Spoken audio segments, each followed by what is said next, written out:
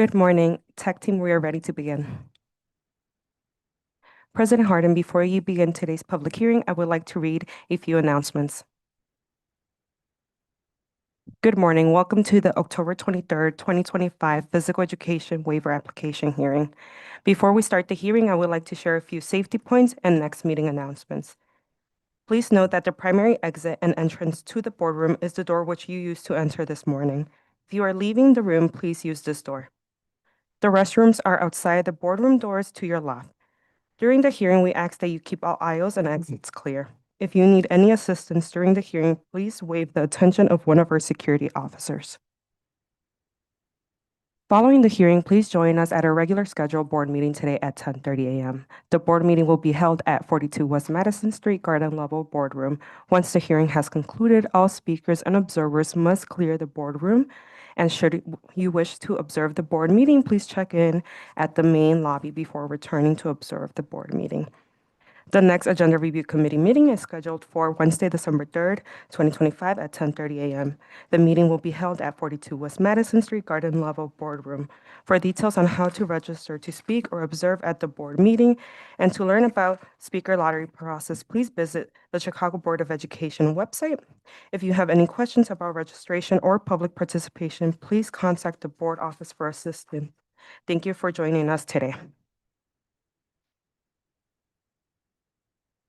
Good morning, everyone. I'm President Sean B. Harden, and on behalf of my fellow board members, welcome to the Chicago Board of Education Physical Education Waiver Application hearing.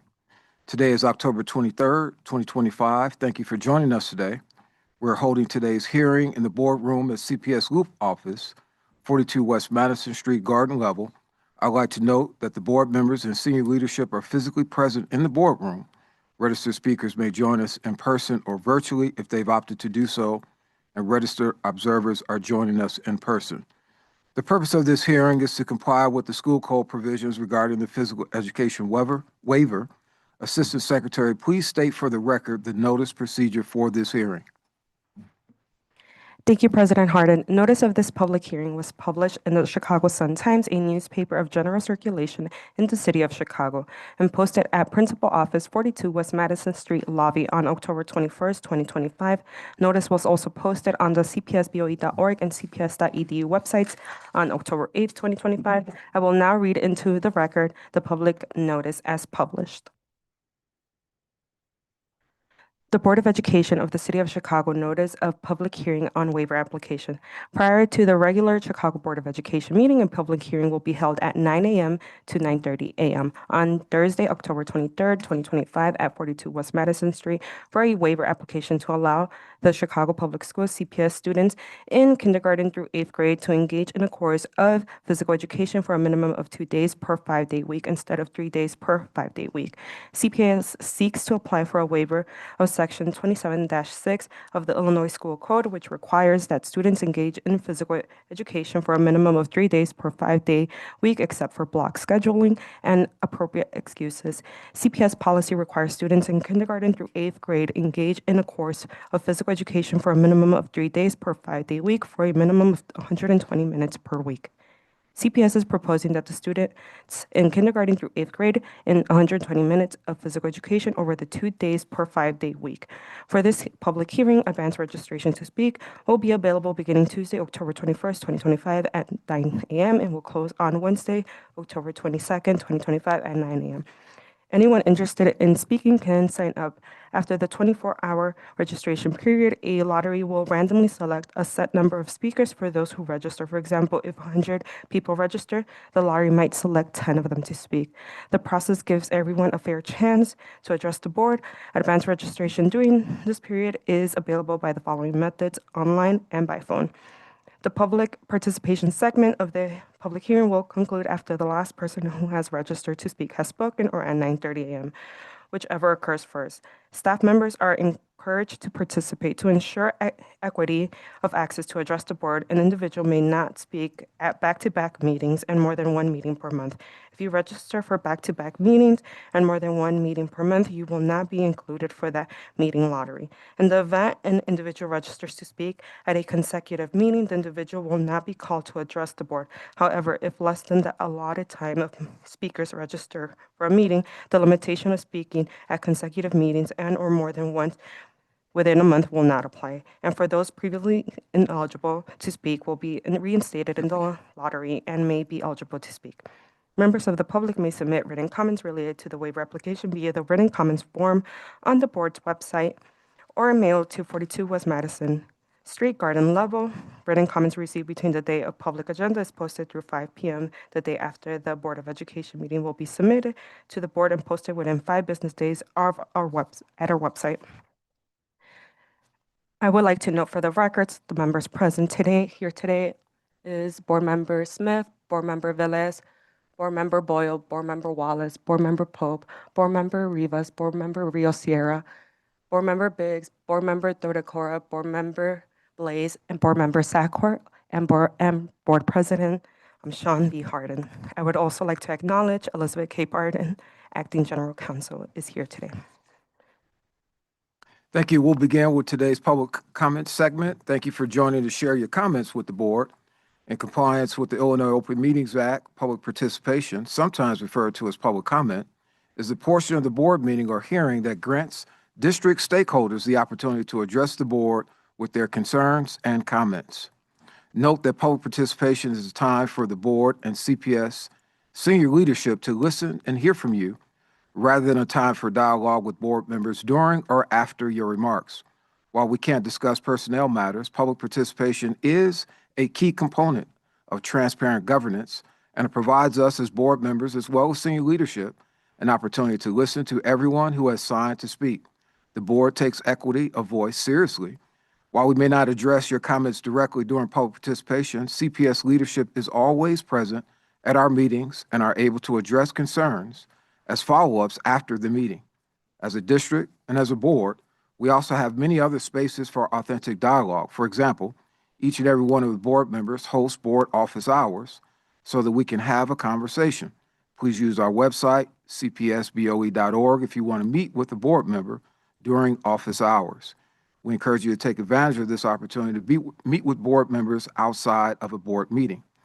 Thank you for your attention and consideration. As a reminder, union representatives will be allotted 5 minutes to speak before public participation, and any elected officials will be allowed to speak 5 minutes after the conclusion of public participation.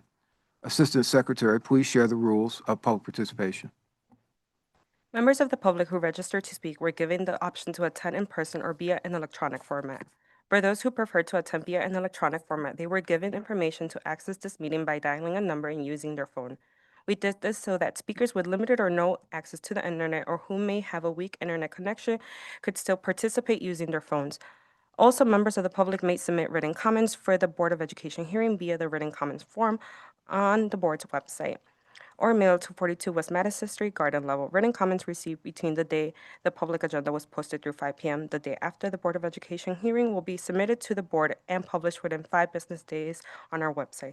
Speakers, please listen while I provide directions for public participation. I will call your name and number when it's your turn to speak. For speakers joining us virtually, as a reminder to unmute, please press *6.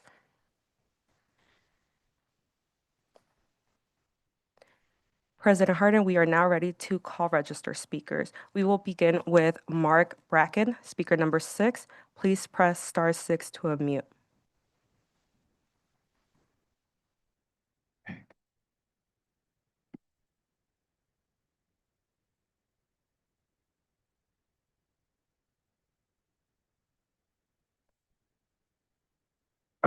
Good morning. Can you hear me? Yes, please continue. Okay. Sorry. Good morning, members of the board. For the past 10 years, I've had the honor of serving as the director of production at Shy Arts. In that time, I've watched more than 1,000 young artists grow, from novice freshmen unsure of their voice to confident seniors ready to take the stage, the canvas, or the world. Each year, we produce about 65 performances, from creative writing readings to concerts, musicals, dance showcases, and visual arts exhibitions. That's more than 650 performances over my career. and I've had the privilege of seeing nearly all of them. I've watched students discover confidence they didn't know they had, find their voices throughout, and inspire audiences again and again. But every year, one challenge never seems to change: a shrinking budget. We've stretched every dollar, written every grant, and fundraised for things that make Chi-Arts what it is. The leotards for dance class, the marimba for percussion, the voice lessons, the scripts, the canvas, almost all of it privately fundraised. What's not privately fundraised comes from you for our academic day. Yet what amazes me every single year is that our students never stop showing up with passion, creativity, and heart. They work hard because they believe in their art and their community. Let's be clear, students don't come here for the academics. Students come to Chi-Arts because it offers something rare: the chance to be taught by working artists who mentor, challenge, and believe in them. Our conservatory model reflects the diversity, resilience, and creativity of Chicago itself. So as you make your decision next week, I ask you to remember what makes Chi-Arts extraordinary: our teaching artists, our dedicated staff, and our students who give everything they have to make the art that reflects this city. Chi-Arts changes lives. I know. I've seen over 1,000 of them walk across that stage at graduation. Thank you. Thank you for your comments. For the record, I would like to note Board Member Bannon has joined the hearing at 9:31 a.m.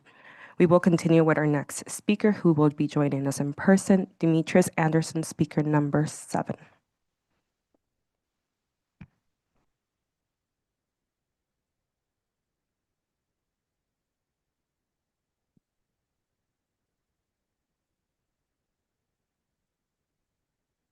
Good morning. My name is Demetrius Sanderson. I'm a retired police officer. I primarily have worked with the University of Illinois, Chicago, and in and around the area. In my retirement, though, I have now converted over into consulting. And what I basically do, though, is I speak and I meet with other likewise size school districts, communities, and areas. And the thing that I do is I try to go ahead and integrate some of the new ideas, such as Alyssa's Law, and make sure that they are looking in different ideas to go ahead and provide a safer learning environment. Through that, doing real-time notifications to 911 centers and making sure that our students are safe. As being a product of CPS school systems, and I also sent my kids to CPS school, I'm actually coming to you today, though, more as a concerned citizen.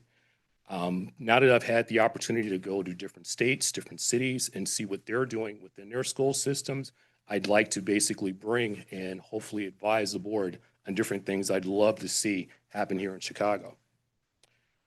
Again, with over 30 years of service in higher education, I've seen security paradigms evolve. Today, school districts face an emerging challenge. Many, of course, like the city of Chicago, have invested in a huge infrastructure. I understand that back in February of 2020, or rather February of 23, CPS invested almost $76 million within upgrading security. You have 30 seconds remaining. Moving right along, one of the things I'd love to see, though, is with the new HB Bill 1705 of Alyssa's Law.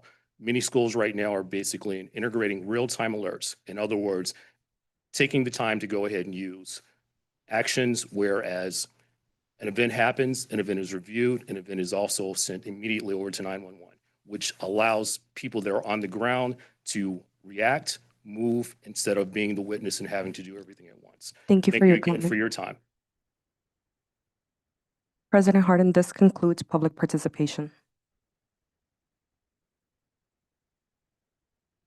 We'll now proceed with the PE waiver application presentation. Mr. Hughes, please proceed.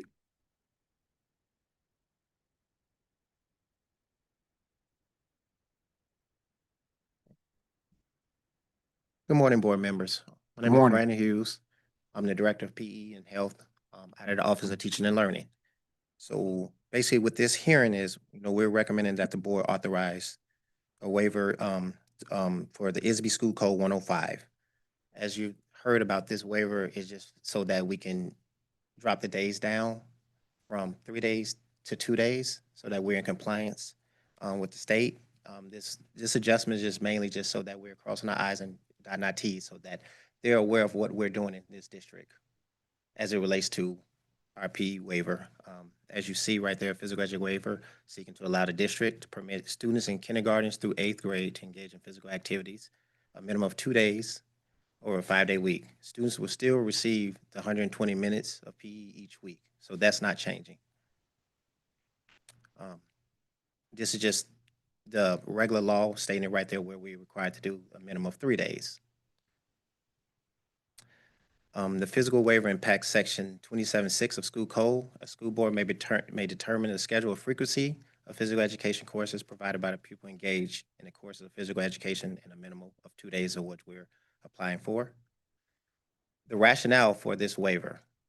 Physical education waiver would allow the district to address facility limitations as well as scheduling constraints, which I conducted a survey with all our teachers, and I asked for their feedback of if they're meeting these mandated days of 3 days. And majority of them, a lot of them responded like, no, we're getting 2 days. Some of these scheduling constraints right here, many elementaries are not meeting it due to certain facilities conducting physical education in alternative locations, which can lead to liability issues. Some of it is due to the spacing, some of it is due to other constraints of some of our buildings are older, especially our elementary schools, so that the gym room is not that big. It's not a serviceable area. Scheduling issues.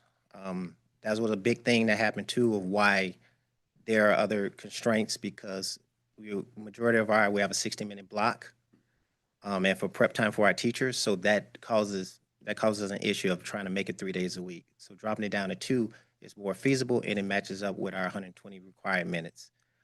Current class size plays a major part due to CBA size limitations, and other districts and PE offer 30 to 40 minutes, so that's how they're able to offer these 3 days out of the week. And this is just an other district waiver request. This is just showing other districts that have applied for this waiver. This waiver has been submitted over 900 times over the duration of PE. But I just want to give you all just a breakdown of like some of the districts that are showing that right there, like Downers Grove Grade School, Honegie Community Unit School, Rantoul City School. One I didn't list it is I met with Elgin's. Elgin is in the process of doing the same exact thing of submitting one too, because they only do PE for 2 days out of the week. So that's my presentation right now. Thank you, board members. Are there any questions or comments? There being none, this concludes the PE waiver application. Thank you. Thank you.